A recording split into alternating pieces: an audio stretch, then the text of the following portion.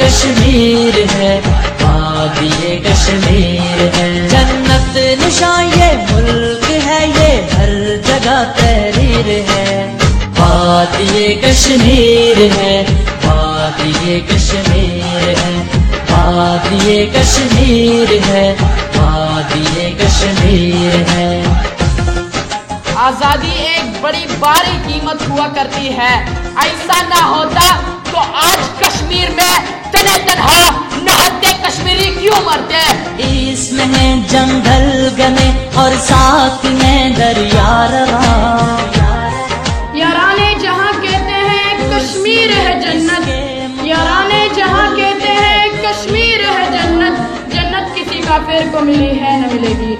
हर किसी को खींच ले ये हुस्न में तासीर है। वादिये कश्मीर है, वादिये कश्मीर है, वादिये कश्मीर है, वादिये कश्मीर है।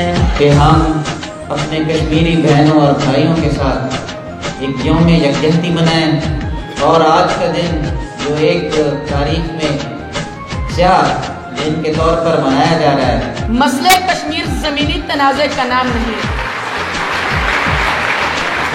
कि यहाँ पर जुल्म की बर्बरियत है, कि यहाँ की दरगाह को मक्तलगाह बनाया जा रहा है। अपना पुंछ भी है और अपना बाग भी। ना सिर्फ बड़े बल्कि बच्चे बच्चे बल्कि आने वाली नस्लों तक जो कश्मीर का एक जो मकसद है वो ना जिंदा है बल्कि जिंदा रहेगा।